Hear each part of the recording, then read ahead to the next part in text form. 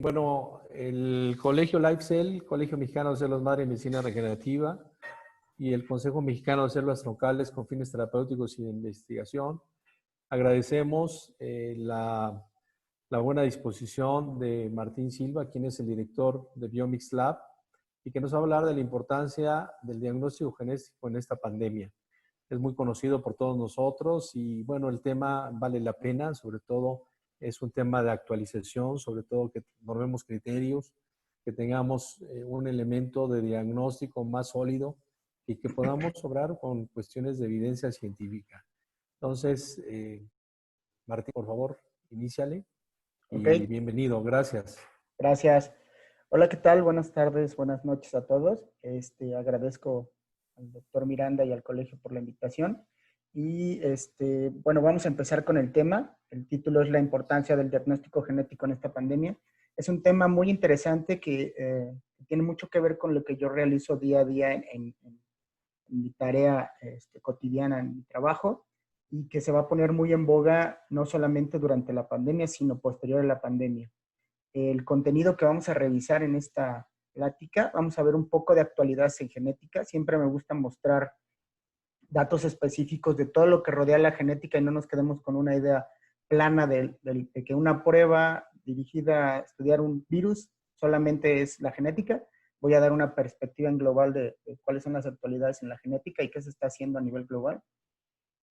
Utilidad de la información genética en diversos campos científicos, para qué sirven los estudios genéticos, o más bien la información genética, cómo se adapta al círculo científico, desarrollo tecnológico, los tipos de pruebas genéticas que realizamos o que podemos encontrar referentes a las pandemias.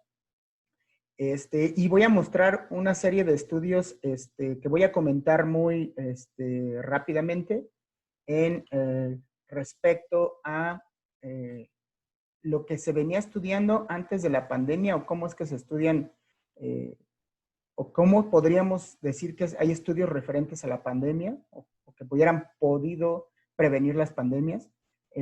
Pruebas que se han hecho necesarias dentro de esta pandemia que se están utilizando actualmente y pruebas que se van a implementar para evitar nuevas pandemias o si se llegan a presentar, cómo estar preparados. Y unas conclusiones rápidas del panorama como es que en el respecto yo lo veo. Y vamos a comenzar con la actualidad en genética. Una de las actualidades o que está muy en boga y que se está estudiando y que se está llevando a cabo alrededor del mundo, no solamente en México. México somos los que menos lo desarrollamos, pero que a nivel global es muy estudiado, es la ingeniería genética. La ingeniería genética no es otra cosa que conocer la secuencia genética del ADN y que nos permita con este conocimiento de causa poder modificar una parte de los genes, lo que conocemos como nucleótidos o bases genéticas o bases del ADN, bases nitrogenadas, y incrustarlas o cambiarlas para un beneficio o para una modificación de una respuesta, ya sea aquí como lo muestro, déjame ver si puedo poner como lo muestro aquí en bacterias y bacteriófagos, que es lo más que se utiliza. Los bacteriófagos no son otra cosa que virus que entran a bacterias o a levaduras en este caso y que cambian las variantes genéticas, cortan un gen y pegan un gen. Como ustedes saben, las infecciones virales lo que hacen es que, sobre todo los virus de RNA, también los de DNA, pero los de virus de RNA, utilizan la maquinaria del hospedero. En este caso, los hospederos son las bacterias y cambiamos un gen y con eso nosotros podemos hacer que una bacteria o una levadura que podemos tener en un caldo de cultivo empiece a producir lo que nosotros buscamos. En este caso, si buscamos producir urea, producimos urea. Si buscamos producir insulina, producimos insulina. Si buscamos producir como desecho de la bacteria vitamina B, vitamina D, etcétera, nosotros solamente lo alimentamos con un sustrato específico, ya lo modificamos genéticamente, ahí consiste la ingeniería genética, y por ende podemos producir lo que nosotros queramos como submolécula de los procesos propios de la alimentación de la bacteria, o inclusive si ya la ingeniería genética muy elevada, producir algún fármaco, algún medicamento o algún suplemento nutricional. Es así como hoy en día se hace toda la parte de biotecnología, que es lo que voy a hablar posteriormente. Y la otra área grande de la ingeniería genética es la modificación de los animales, plantas y, en último, los seres humanos. En plantas es muy conocida la ingeniería genética porque hay un debate muy interesante de los organismos genéticamente modificados para tener un enhancer, algo que los promueva a ser diferentes, ¿no? O mejores. En el caso de los seres humanos, está utilizándose la ingeniería genética muy poco. Uno de los casos más sonados fue el de un doctor chino que modificó sin la aprobación de los pacientes los embriones de una paciente que tenía VIH y que se sometió a un proceso de reproducción asistida, y él modificó los embriones de manera que fueran resistentes contra el VIH y a la hora de nacer no se contagiaran, o inclusive durante el embarazo. Entonces, esto es muy sonado porque son los primeros niños, fueron 2 niñas, y se cree que hay como 5 niños más que nacieron de otras madres que fueron genéticamente modificados y que tienen esta protección contra el virus de la inmunodeficiencia humana o VIH. Entonces ya se ha hecho en seres humanos y en animales. Obviamente nosotros conocemos todos los casos de el ganado o las aves que se modifican para producción en masa y que nosotros podamos comer estos alimentos. Todo esto siempre se ha buscado la modificación genética en 2 vías, en que se produzcan, por así decirlo, alimentos con cierta calidad y que no perezcan ante las inclemencias o los cambios climáticos. Entonces, están diseñados de esa manera y son parte de la ingeniería genética que no podríamos hacer si no conociéramos qué genes podemos modificar y cómo podría ser el resultado de estos. Algunos ejemplos, nosotros en el laboratorio utilizamos mucho los segundos mensajeros o los quenchers o los marcados fluorescentemente, que en este caso nosotros estamos buscando a través de la modificación genética que estos ratoncitos se hagan fluorescentes a través de una proteína que se llama verde fluorescente y que solamente se expresa si los animalitos se inocularon con la variante genética que nosotros tenemos. ¿Qué quiere decir? Por ejemplo, aquí estos ratoncitos están modificados para tener un gen que les permita sobrevivir más tiempo sin alimento. Entonces, si tienen el gen y fue exitosa la modificación genética, se pintan de verde fluorescente y entonces nosotros ya podemos seleccionarlos y saber cuáles son nuestro modelo de estudio. Esto es algo que es muy, muy bueno visualmente porque son fresas que tienen anticongelante, por así decirlo, que fueron proteínas extraídas bueno, no extraídas, sino que nosotros conocemos la secuencia del gen, lo metemos a un virus, los virus hacemos que cambien y que tengan el asunto de infectar a las células que nosotros queremos, en este caso de las fresas, y se le mete una proteína que va a hacer que al congelarse las fresas no pierdan su turgencia o no se hagan feas, por así decirlo, y que la única cuestión es que cuando se expresa esta proteína y que permite que no se congele la fresa, se vuelven azules. Y la otra es que nosotros podemos utilizar la ingeniería genética, como les decía, por los virus, ya sea utilizando virus o plásmidos virales, en el cual nosotros, la infección viral común es que infecten el host o el hospedero y que se reproduzca y que se hagan más virus. Pero también nosotros podemos modificar los virus y eso es algo muy peligroso y algo que se estudia mucho con fines de que estos bacteriófagos sean más efectivos cada vez. Esos estudios son los que se hacen en China o en Italia y que se han estudiado por años. Y en la guerra bacteriológica o sea, si nosotros quisiéramos hacer una guerra biológica, esto sería lo primero que haríamos, de desarrollar virus genéticamente modificados con altas probabilidades de que no generes una inmunidad, o en el caso de los SARS, que son los más conocidos, o el anthrax, que causan un colapso del sistema pulmonar cardiorrespiratorio rápidamente, es lo que se busca al modificar los genes del virus. Y como son secuencias prácticamente pequeñas, nosotros sabemos cómo modificarlos. Muchos grupos alrededor del mundo hacen estudios tratando de evitar que esto se modifique. La mayoría no están diseñados, o no, los estudios no están desarrollados para estas modificaciones. Ahorita vamos a ver un poco de los virus, pero la ingeniería genética prácticamente va de la mano de que tengamos interacción con los virus, y los virus es nuestro medio para producir ingeniería genética.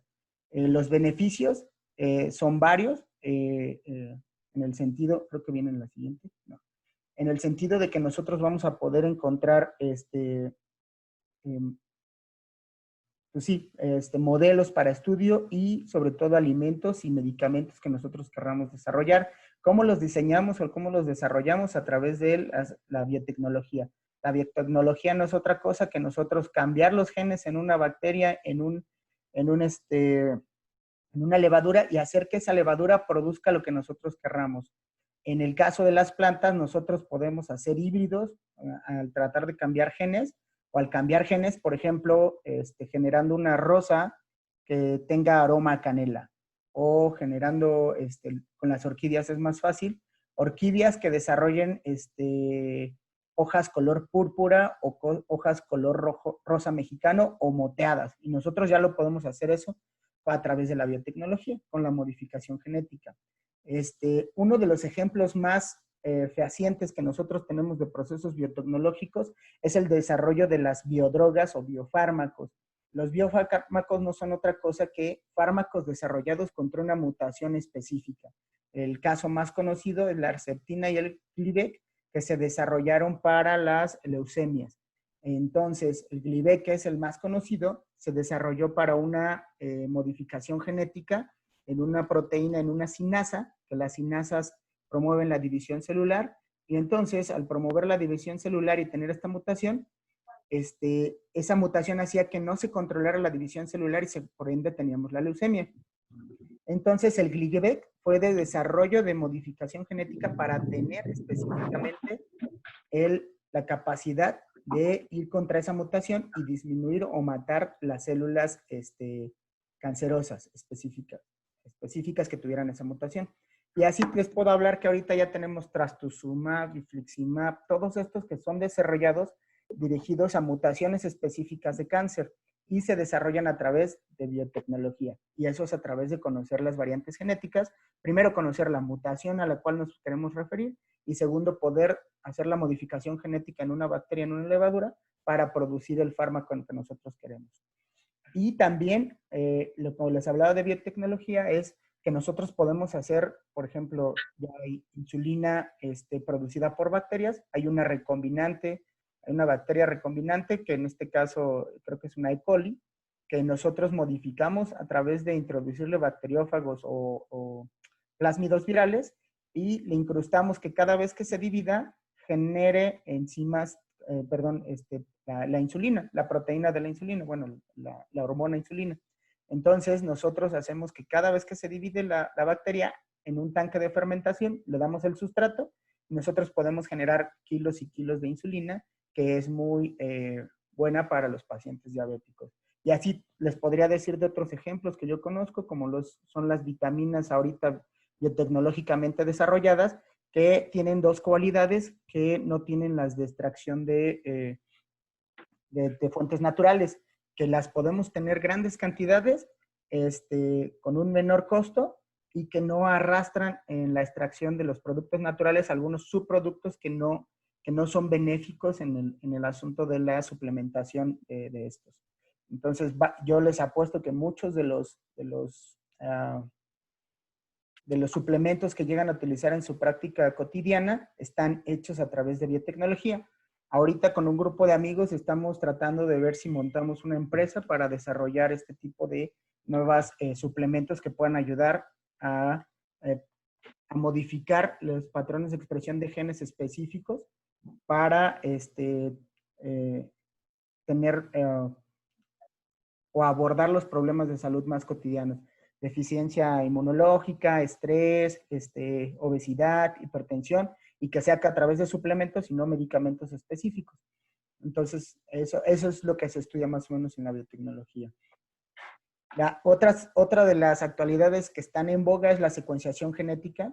Del 1990 al año 2000, hasta el 2003, se completó la primera secuencia del genoma humano en Estados Unidos, donde ya conocimos los 3,000 millones de pares de bases que comprenden el ADN.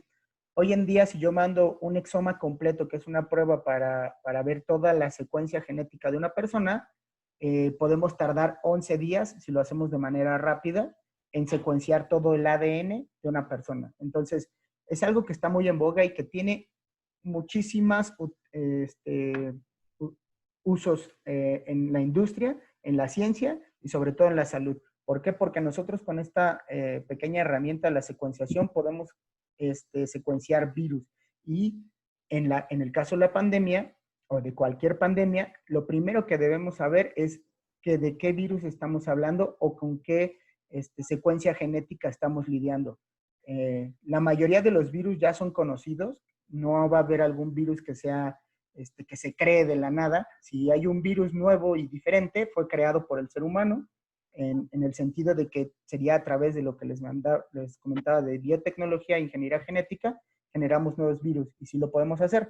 En el caso del SARS o de los coronavirus, los llevamos conociendo desde 1980, por ahí son los primeros reportes que se tienen de los coronavirus, y de las influencias, inclusive hay reportes más antiguos, pero la secuencia completa yo creo que desde 1992, 93 ya se conoce de los coronavirus. Ahora, la secuenciación nos ayuda a identificar las nuevas mutaciones que están presentes en todos los virus, y si nosotros catalogamos los virus por las mutaciones, vamos a poder establecer, como una vez más, como les digo, terapias dirigidas a esos virus, como medicamento, no como vacuna. La vacuna es otra cosa, ¿vale? Aquí rápidamente un ejemplo. Este es un resultado real del New England Journal of Medicine, que muestra inmediatamente, literalmente es la familia de los coronavirus. En particular, los coronavirus SARS son los que están acá arriba. Y resulta que en México hay 3 variantes que no son encontradas en otras partes del mundo. No se alcanza a ver bien la imagen, pero aquí vemos que los coronavirus rojos son los que están en Estados Unidos, la variante roja, y en México tenemos estas variantes que están un poco más alejadas, son las que están hasta acá abajo, y aquí podemos ver que se extienden por Latinoamérica. Entonces, el conocer esas mutaciones se hace totalmente a través de secuenciación. Y saber que nosotros tenemos una variedad de coronavirus diferente, aunque sea el COVID-19, que es un poco diferente a las que está infectando otras poblaciones, va a hacer que nosotros entendamos la susceptibilidad y también los posibles tratamientos que se vayan a utilizar. No podemos hacer secuenciación sin un análisis de este tipo. Nosotros tenemos muestras clínicas, hacemos una ampliación de los virus porque a veces tenemos muy poquitos. Es muy fácil ampliar un virus. Tenemos ya la tecnología para hacerlo en equipos como de este tipo que son muy rápidos. Son secuenciadores de nueva generación que en un día podemos tener miles de resultados de muchas muestras, de miles de muestras. Pero lo importante viene aquí, que es la bioinformática. La bioinformática es la única que nos ayuda a procesar y comparar todas las secuencias y saber cuando encontremos una mutación y sobre todo definir nuevas variantes con lo que se conoce como la filogenia de los virus, ¿no? Así, esto se ha hecho en la secuenciación para animales, plantas, virus, seres humanos, etc. Y nosotros podemos conocer esas variantes o esas mutaciones. Hablando de la secuenciación, lo que nosotros hacemos en mi empresa tal cual es secuenciación de nueva generación y la utilizamos con la única finalidad de poder darle la respuesta adecuada a personas que tienen enfermedades raras, hereditarias o de difícil tratamiento. ¿Por qué? Porque cuando una enfermedad, al ser extraña, multifactorial, se conoce como síndromes. Hay muchos síndromes que no tienen tienen el nombre pero no tienen el apellido. Esto quiere decir que hay más mutaciones involucradas en una sola persona. Para enfermedades clásicas hereditarias, ya sea, no sé, digamos el Huntington, el Alzheimer, los cánceres hereditarios, la poliposis, epilepsia, síndromes como de Marfan, tenemos también síndromes del cutelargo, síndromes de muerte súbita. O sea, tenemos muchos síndromes que ya conocemos las variantes genéticas. El asunto aquí es a quiénes estudiamos. Los genetistas y los médicos que se dedican a ver casos así como neurobiológicos difíciles o pediátricos, que es en la mayoría de las personitas en las cuales se desarrollan estas enfermedades, ya tienen unos lineamientos para saber cuáles son las pruebas que se van a realizar en esos pacientes. Nosotros cuando tenemos un diagnóstico raro, utilizamos secuenciación de nueva generación para determinar y hacer a través de analizar digamos, el panel más grande que tenemos es para genética, para neurodegeneraciones, para epilepsia. Las epilepsias comprenden una serie de síndromes gigantescos, o sea, gigantescos. Uno de los rasgos más comunes es que tienen epilepsia estos síndromes, pero ¿qué tipo de epilepsia? Y cuando no hay una explicación desde el punto de vista del diagnóstico del neurólogo, nos pasan casi siempre los casos para hacer el panel. El panel más pequeño que yo tengo para epilepsia es de 50 genes y el más grande analiza más de 300 genes, que es cuando los casos son muy difíciles. En dado caso que no encontremos una respuesta aquí, siempre tenemos el asunto de poder hacer un exoma completo. El exoma completo analiza los 20,000 genes que existen en el genoma humano y los secuenciamos completamente para que con esto nosotros encontremos mutaciones que son raras y las recataloguemos.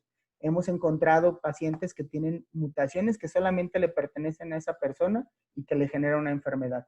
Por eso es muy importante el análisis bioinformático junto con la parte clínica para definir una nueva enfermedad a través de la genética. Y luego tenemos la genética de los análisis genéticos de secuencia blanco, que no es otra cosa que yo ya conozco las mutaciones comunes. El caso más clásico es el de fibrosis quística.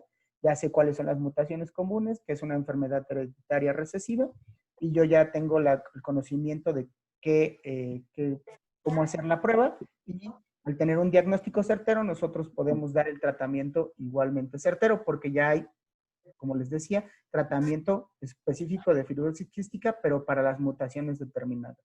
O sea, ya no hay falla con esos tratamientos. Y por último, las actualidades, hablando de las actualidades, tenemos la genotipificación, que la genotipificación son los estudios que diseñamos en mi laboratorio, que es encontrar el mayor número de variantes genéticas y literal, recrear un rompecabezas de cada persona, de cada individuo, y saber cualidades distintas como podrían ser riesgo a enfermedades polifactoriales o multifactoriales, la parte de nutrición, la parte de ancestros, personalidad, ejercicio, farmacogenética y sobre todo rasgos de belleza en el asunto de cuidados de la piel, deficiencias vitamínicas, envejecimiento prematuro, cosas de estas que también vienen codificados en algunos de nuestros genes y que si tenemos algunas variantes genéticas nos van a predisponer. Hoy se está cambiando solita. La utilidad de la información genética en diversos campos. Hasta aquí, estos son ejemplos de lo que son actualidades en genética. Ahora vamos a entrar a la utilidad. La utilidad, como ya se las venía comentando, las ventajas de tener unos organismos genéticamente modificados son muchas, las desventajas también son muchas, pero nos ayudan a que tengamos alimentos que son resistentes a infecciones, resistentes a herbicidas. ¿Qué quiere decir esto? Que no necesitemos de dar herbicidas contaminantes que sabíamos que modifican o afectan más la salud de las personas que consumimos esto. Hay muchas variantes que producen una mayor cantidad de nutrientes en la misma planta, fruto, flor, todo lo que estamos consumiendo. En el caso de los animales es la misma cuestión. modificamos o hacemos ingeniería en animales para evitar que se enfermen y que crezcan la carne como más nos convenga, bueno, a la gente que los produce. Y esto existe. De hecho, la mayoría de los alimentos que consumimos que vienen de supermercados ya son organismos genéticamente modificados.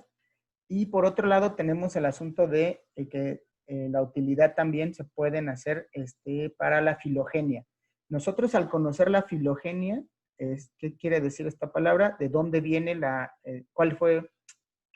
Encontrar los ancestros de las animales, plantas, inclusive de los seres humanos, nos ayuda a entender cómo diferenciamos y hacia cómo hay una presión de selección natural y cuáles ventajas o cuáles mutaciones le podrían dar ventajas o desventajas en la supervivencia en diferentes estados.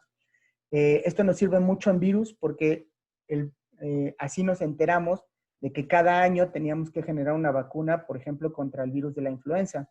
Esto fue a través de estudios multicéntricos y alrededor del mundo. La influenza que nos da aquí en México no es exactamente la misma que les da en España o en Estados Unidos. Son diferentes porque ya reconocemos cuáles son las que tenemos.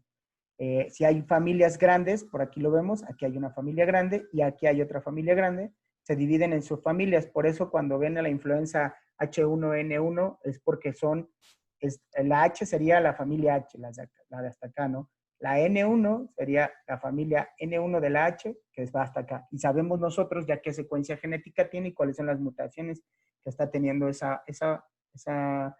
virus. Y por ende poder dar la vacuna preventiva para que cuando te infectes tengas los anticuerpos específicos para eso. Entonces en los virus es una ventaja y eso se ha venido estudiando fácil desde antes que se hiciera el genoma humano. Yo creo que de finales de los 80, mediados de los 80 ya se conocía filogenia de muchos virus. Ahora, para el desarrollo biotecnológico, vean la cantidad de medicamentos que se desarrollan de manera biotecnológica o biológica. Obviamente los que más se va a estar estudiando son en el cáncer, pero también para otro tipo de sistemas o de padecimientos se desarrollan los medicamentos.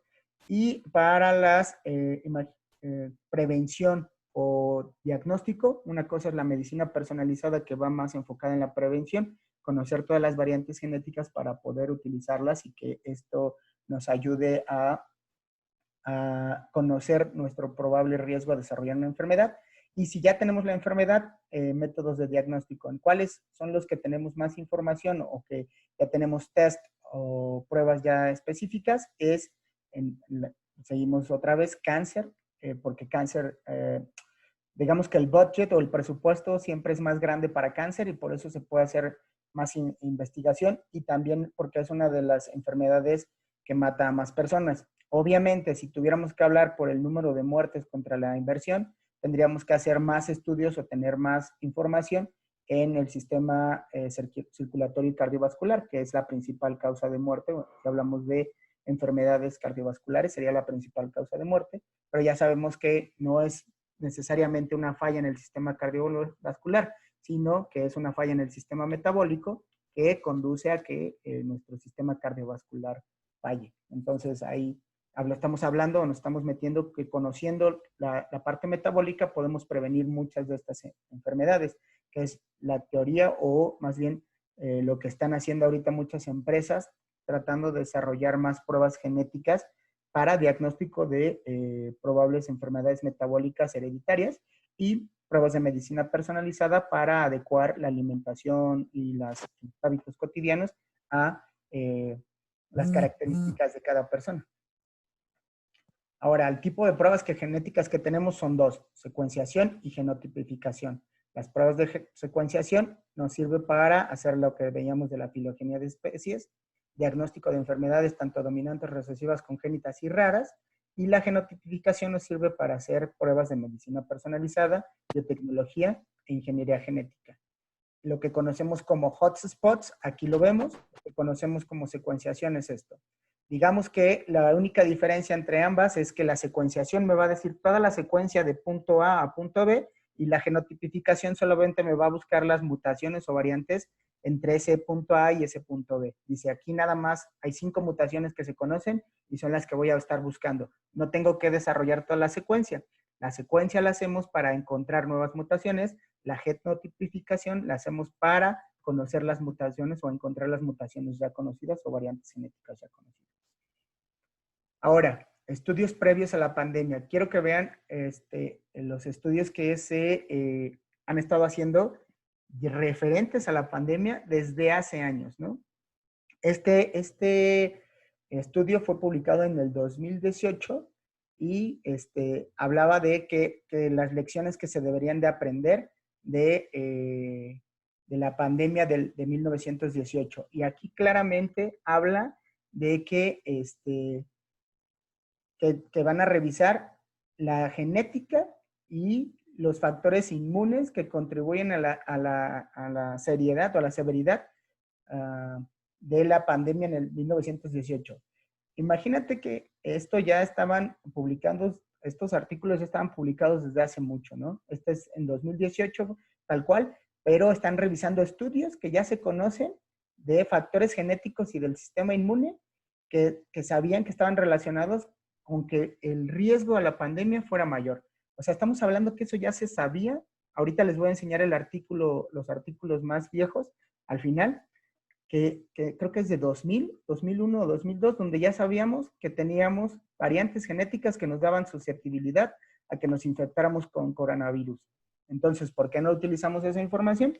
Porque realmente hasta que no tenemos el problema es cuando nos volteamos a ver y abordarlo. Entonces, este es el primer estudio que les digo, o sea, si hay lecciones que aprender desde las pandemias que ya han existido, 1918, luego la de 2009 y ahora la de 2020, ¿no? Entonces, para que lo empecemos a tomar en cuenta, que tenemos que conocer las variantes genéticas tanto del virus como de los pacientes y la susceptibilidad dependiendo del sistema inmune. Aquí es otro estudio que habla de la predisposición genética a enfermedades infecciosas. Hasta hace años, los médicos científicos, o sea, las grandes potencias como Clínica Mayo, no sé, Stanford, el Boston Children's Hospital, Baylor, siempre le han tenido pavor a hablar de predisposición genética porque para ellos es como algo que no se debe de tocar.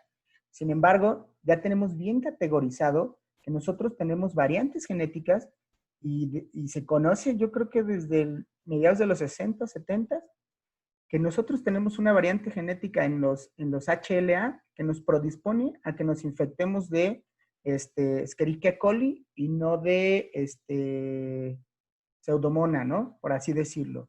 ¿Y esto por qué es? Porque eso se llama evolución. Nosotros tenemos que desarrollar o tenemos que montar una respuesta del sistema inmune. Este montaje de la respuesta del sistema inmune está mediado por una serie de receptores en nuestras células que no están propiamente en el sistema inmune, pero participan en el sistema inmune. Inclusive las que están más directamente en contacto con el exterior, podemos decirlo así. Estas HLAs lo que nos permiten es identificar el agresor que está y montar toda la respuesta de memoria, ya sabemos quién es, y lo quitamos. Ya hay predisposición a que nos infectemos con esto. Nos vamos a infectar, pero vamos a responder. Cuando hay una predisposición a tener un problema inflamatorio mayor, es otra cuestión. Ahorita estamos hablando de que ya sabemos y que sí hay predisposición a que yo me infecte más fácil con Escherichia que con Pseudomonas, por así decirlo.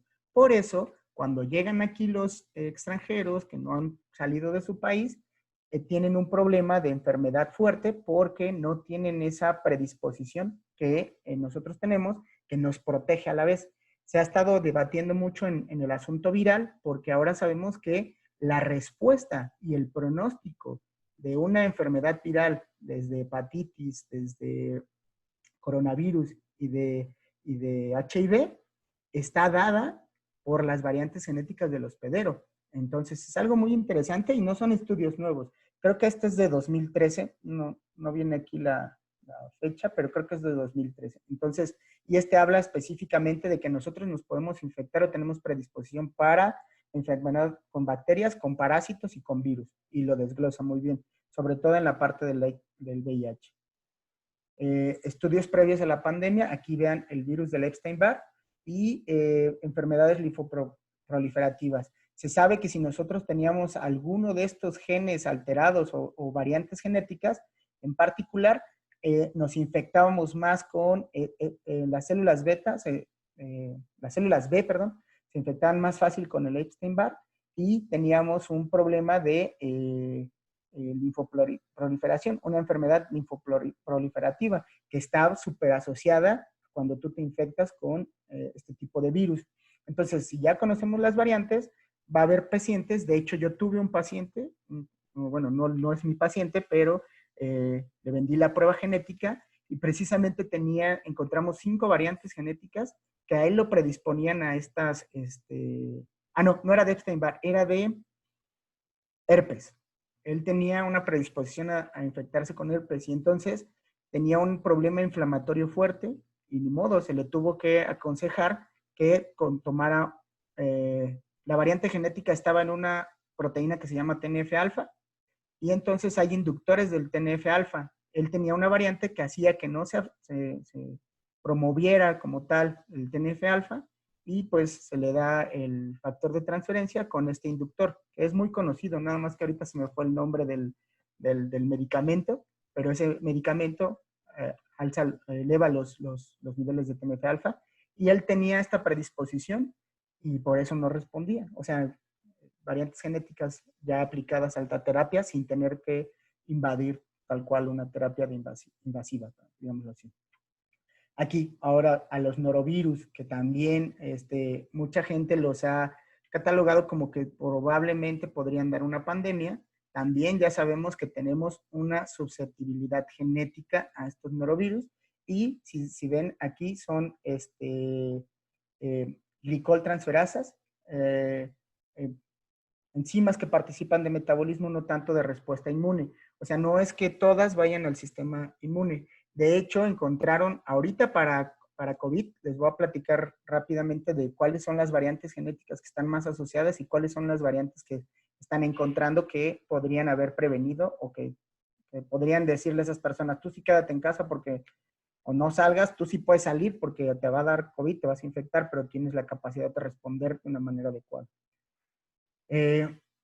Ahora, la secuenciación de genomas completos en el COP2 es una prueba que se está haciendo hoy en día y que se va a seguir haciendo y que es ya de librito y que la vamos a tener que seguir haciendo durante toda la pandemia. Es una prueba genética que realmente no se hace como se debería de hacer en la cantidad que se debería de hacer porque estamos viendo que este virus está mutando muy rápidamente, inclusive en lo que hablamos de la pandemia, puede que exista una mutación, que la vacuna que desarrollemos contra ese COP ya sea obsoleta para la nueva ola de infección. Muchos especialistas están diciendo que es uno de los virus más mutagénicos que teníamos, que hemos encontrado y nosotros lo estamos viendo de acuerdo a la secuenciación de genomas completos. No es nada difícil, se extrae el RNA, se pone en el duplicador en el PCR, que nos ayuda a duplicarlo, se hacen los quenchers para la secuenciación, se captura el RNA con el RNA del paciente y se ve, se hace la secuenciación tal cual y las diferencias que encontramos son las mutaciones nuevas que estamos encontrando en el COP, ¿no? Y es una herramienta que se está utilizando alrededor del mundo. Aquí en México creo que nada más la está haciendo el INDRE. En casos muy específicos o muy severos están viendo si es una mutación nueva. Aquí lo vemos, es la prueba que se hace, la hacemos de esta manera, o sea, la prueba que ahorita se hace para el COP. Una cosa, platicar rápidamente que las pruebas de serología, las de anticuerpos, obviamente están delimitadas al estadio de la enfermedad y tiene mucho que ver con los niveles de anticuerpos que se producen de acuerdo a los síntomas que se están generando. Una persona asintomática es muy probable que no desarrolle o que desarrolle rápidamente anticuerpos y que caigan rápidamente. O sea, digamos que se protegió, pero que si tú le haces la prueba de suero, no vas a encontrar que está enferma y eso podría ser un falso negativo. Por eso se tiene que hacer la prueba de PCR, porque la prueba de PCR es la única que nos dice si estás en contacto con el coronavirus. Obviamente, esta prueba es el estándar de oro. En México traten de que sea aprobada por el INDRE, porque son los que están dando el aval para que se puedan hacer estas. Y, y pues que traten de hacerlo de la manera más completa, que es, la mayoría de la gente luego no quiere que le tomen las 2 muestras, pero se tiene que tomar las 2 muestras de la fosa nasal, y lo que estamos buscando en específico es el RNA monocatenario del virus. Es una prueba muy simple, muy rápida, y que también en esta pandemia se está utilizando de cajón. Ay, no se ve bien. Pero aquí está otra prueba que se tiene que hacer inmediatamente cuando tengamos personas que presenten cualquiera, que previamente hayan presentado cualquiera de estos síntomas en cualquier infección: fiebre, dolor abdominal, vómito, diarrea, dolor de cuello, sarpullido. Cuando una persona que ustedes conozcan que sabe que tiene esa posibilidad de tener estos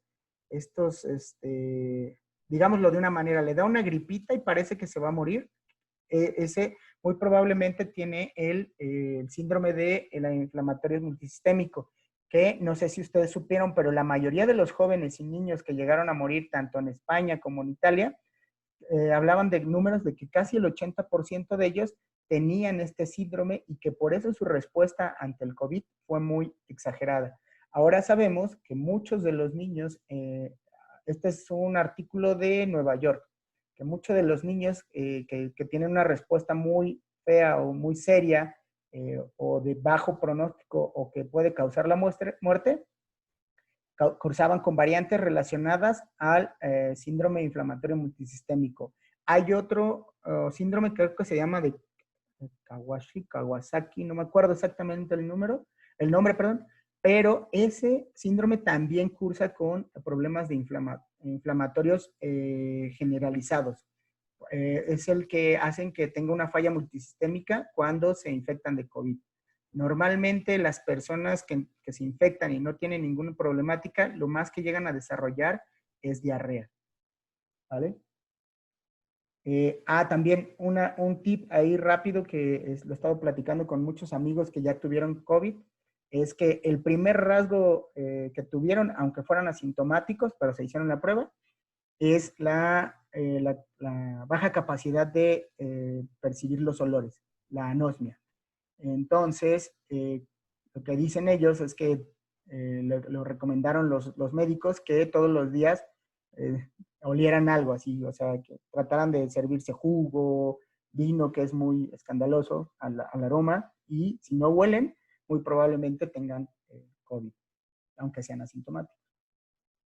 Estas son las pruebas que ya se implementaron y que se están haciendo comunes durante esta pandemia. Ahora, las que se van a hacer necesarias para evitar otra pandemia, y lo dicen varios portales de internet que son de empresas reconocidas como Clínica Mayo, el Departamento de Salud en Inglaterra, el Departamento de Salud de Estados Unidos, hablan de que existe una predisposición o variantes genéticas van a predisponernos tanto a la agresividad de los síntomas o la respuesta baja o buena ante las infecciones del COVID. Entonces están proponiendo, aquí de hecho, no se alcanza a ver, pero creo que en este caso hablan de TNF-alfa y de HLA.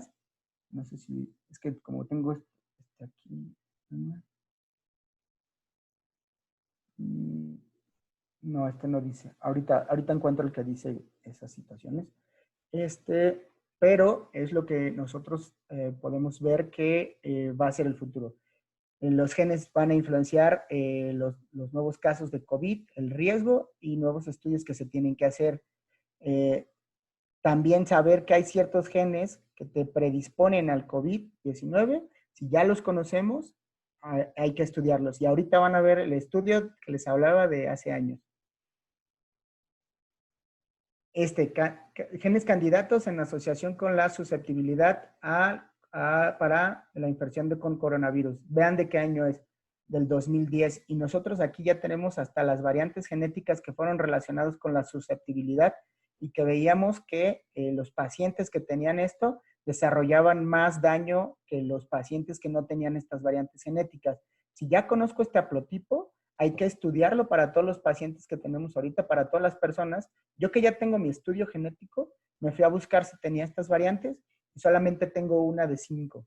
Entonces, yo puedo estar un poco más tranquilo de que no me voy a infectar tan fácil con el coronavirus. Pero para que vean que esto no es algo nuevo ni que está inventado, o sea, es de 2010 y el primer estudio que tienen aquí de las variantes es de 2003. No puse todo el artículo porque si no sería una revisión de artículo, pero para que vean las pruebas que se van a implementar para evitar otra pandemia. Ahora, ¿qué es lo que se va a hacer posteriormente? Bueno, me falta todavía esto. Las pruebas de como la farmacogenética de los antivirales. Porque un antiviral de repente me puede servir a mí y a otra persona no. Se llama farmacogenética y tiene que ver o que me pueda generar un efecto adverso o que no me pueda generar un efecto adverso. Aquí les pongo el caso más conocido que es el del HLA-B asterisco 57-01, que nosotros sabemos que cuando la persona tiene esta variante genética, es muy probable que si le das un antiviral contra HIV, desarrolle un síndrome de Dres o se ponga así, se llene de ronchas por todo el cuerpo, o sea, una hipersensibilidad pasmosa. Ahora, ya ahorita se están haciendo estudios de farmacogenética para saber si los pacientes que no responden al tratamiento nuevo con ¿cómo se llama este nuevo medicamento para el coronavirus? Se me fue el nombre. No me acuerdo, pero es un medicamento que generaron en Alemania. Pero es un antiviral de cuarta generación ya casi, que sirve para el coronavirus y que está teniendo muy buen éxito, pero hay pacientes que no lo desarrollaban y es precisamente porque tienen ciertas variantes genéticas que impiden que se metabolice adecuadamente y que no tenga el efecto deseado.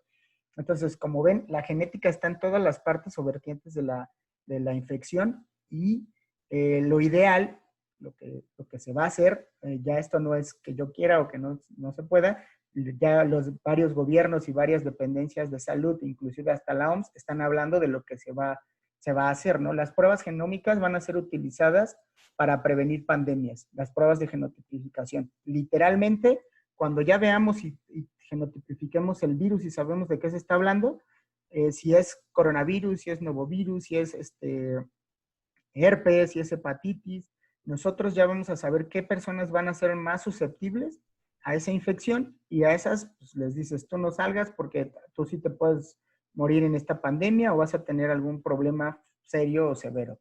Las pruebas de secuenciación van a ser obligatorias en infecciones virales. ¿Qué va a pasar? No nos vamos a esperar a saber si es un nuevo virus, si es el mismo virus. Ya no se va a hacer nada más el decir, el cuadro clínico dice que tienes influenza. No, ¿qué influenza? Le voy a poner nombre, apellido y si veo una mutación nueva, voy a empezar a tomar acciones desde ese paciente cero.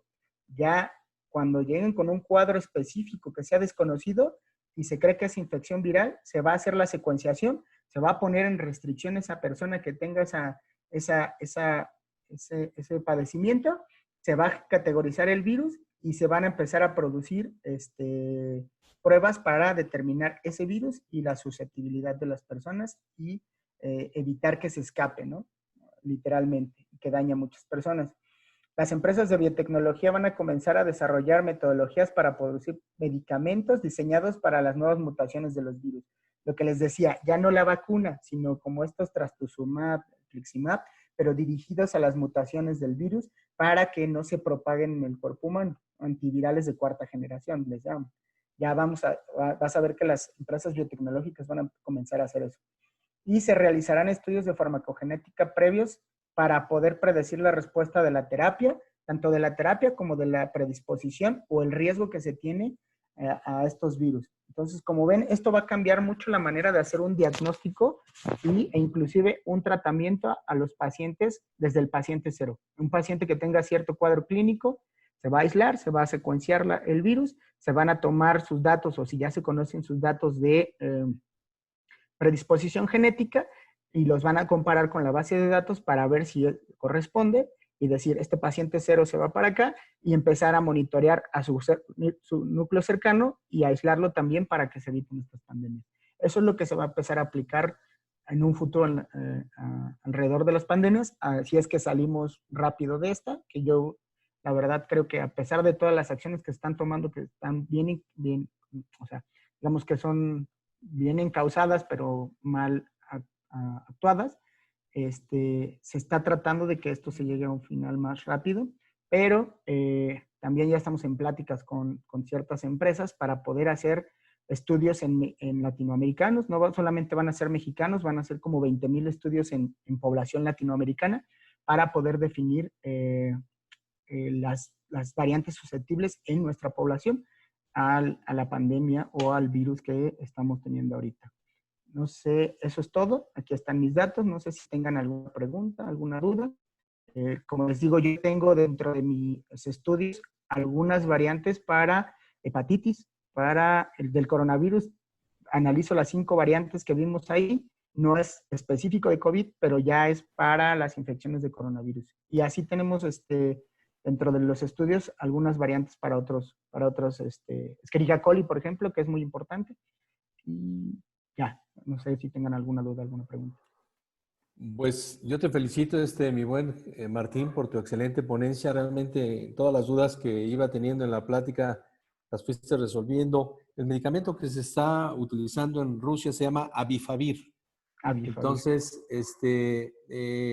aquí sería muy bueno, aunque ya haces toda una perspectiva de los estudios que se están haciendo y demás, y que son 5 las variantes genéticas que prevalecen en esa predisposición. ¿Qué, en relación a la espera de la vacuna, así como que es muy esperanzadora, ¿qué opinas tú en relación a nuestra población latinoamericana, sobre todo que tenemos ciertos genes que nos predisponen a ciertas enfermedades y demás? ¿Qué utilidad le verías a esa vacuna que está tan esperada? Es que la vacuna va a ser diseñada tomando como base el coronavirus inicial, el que está más propagado. Pero nosotros va a ser idéntico a lo que pasó con la influenza.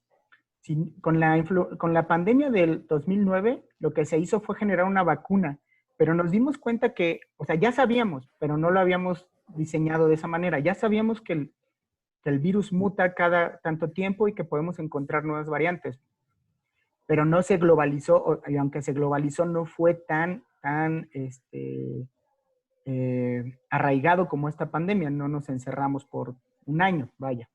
Pero en el caso del coronavirus va a ser lo mismo. La vacuna que generemos para el siguiente año ya no va a ser efectiva para el año subsecuente. ¿Sí? No sé si me explico. Nuevas mutaciones se van a estar encontrando. Por eso te digo que la secuenciación de los virus o de las pacientes cero, por así decirlo, va a ser muy importante, porque ese nuevo virus puede ser más agresivo, aunque sea el mismo coronavirus, puede ser un poco más agresivo que el anterior, pero ya vamos a estar preparados para aislarlo y todo un protocolo y poder diseñar a partir de ese paciente cero la nueva vacuna. Así se va a estar haciendo como normalmente se ha tratado de hacer. La vacuna va a funcionar porque no es, digamos que no es difícil. Las regiones en el virus están muy conservadas. El hecho de que se conserven muchas regiones dentro del virus hace que la vacuna se desarrolle contra ciertas regiones que promueven la inmunidad innata, por así decirlo.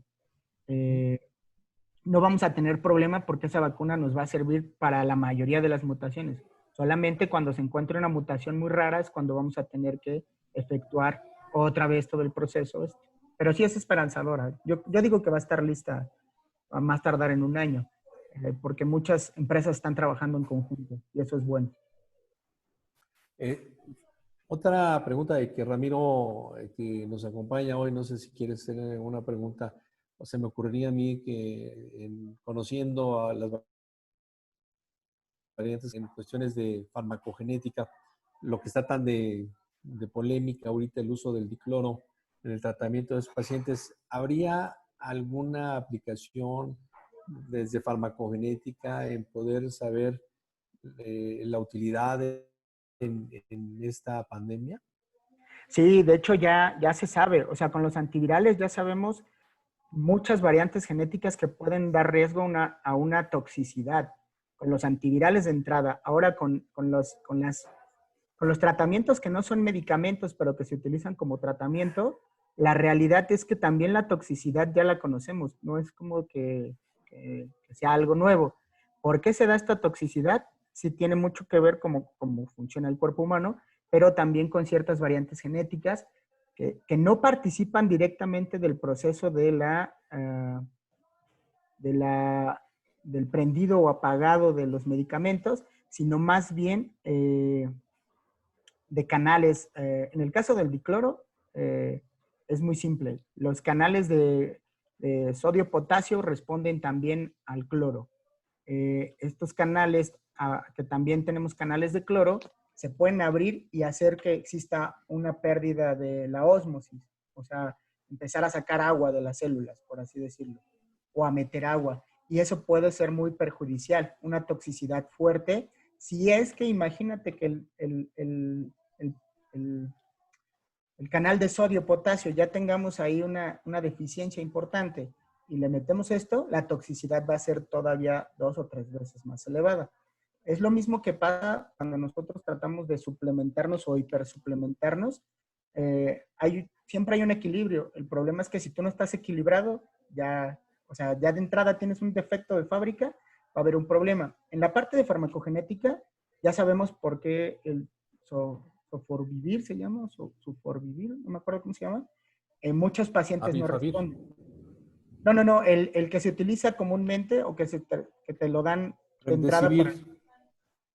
algo así, no me acuerdo, pero ese que Sí. encontraron que sí tenía respuesta para el COVID en muchos pacientes, en muchos no tenía respuesta, y esto es porque el asunto de la activación de ese sí pasa por metabolismo, y hay un citocromo en particular que creo que era el 2:1, que si no estaba, no, que si estaba hiper o rápido, ultra rápido, hacía que se eliminara más rápido el antiviral y por eso no tenían una respuesta esperada con ese antiviral. Pero eso ya se conoce y te puedo decir de otros 10 que se están utilizando que tienen variantes genéticas de metabolismo asociadas.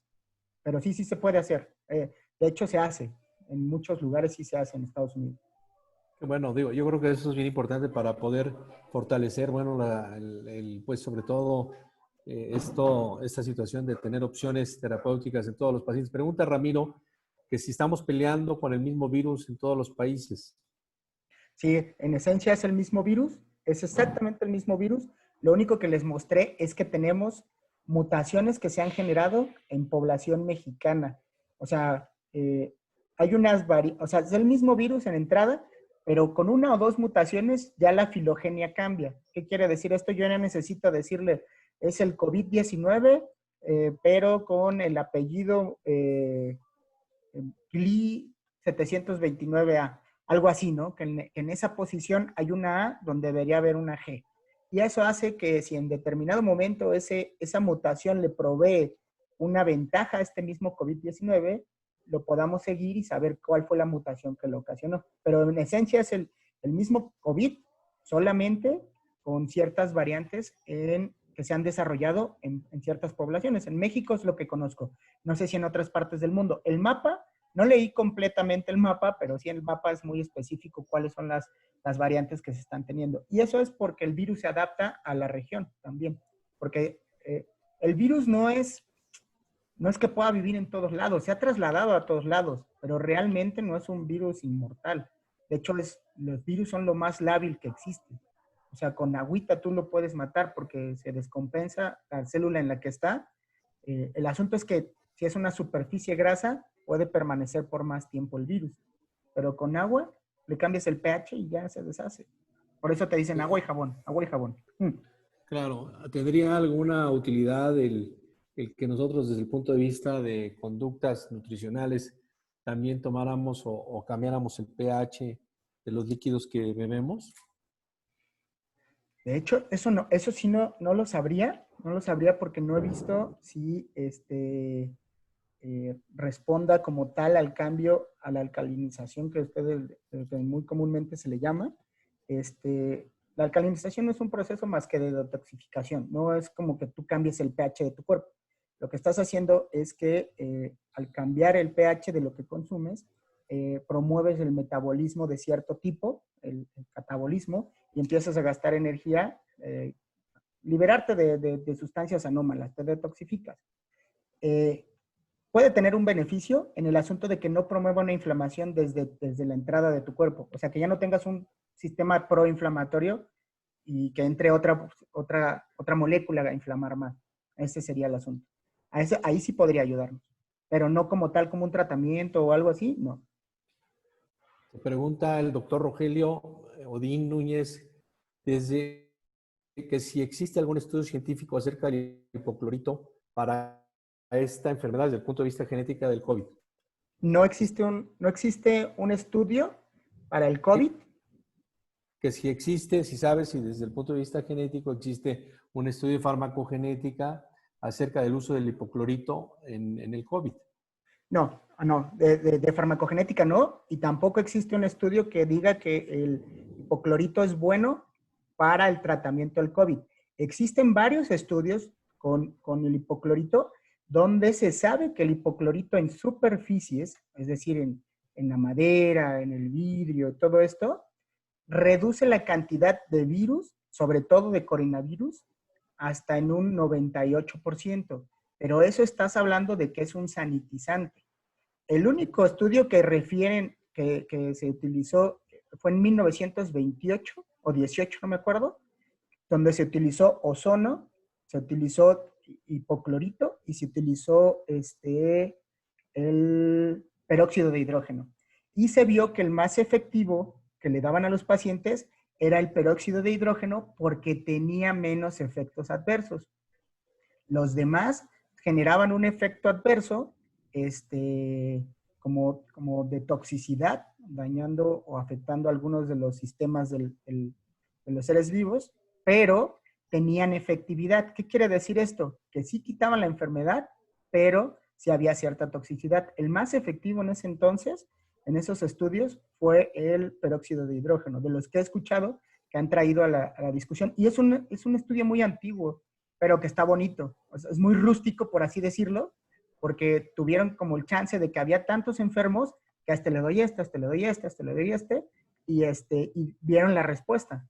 Pero el hipoclorito, por estudios de DL50 de toxicología que conocemos, que esos estudios sí existen desde, creo que son de 1985, 84, sabemos que es muy baja, de 4 partes por millón, algo así. O sea, si lo elevas de eso, va a ser tóxico a la persona que se lo ponga.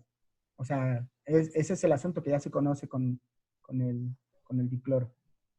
Y ya hay estudios, o sea, ahora, si no hay estudios que donde puedas darle controladamente al paciente este tratamiento, va a haber un problema para hacer un estudio de farmacogenética. Ese es el problema, porque no está ni aprobado como tratamiento. Bien, creo yo que ya no hay más preguntas. Mi buen Martín, ¿Okay? nuevamente te felicito, te agradezco y a todos los participantes.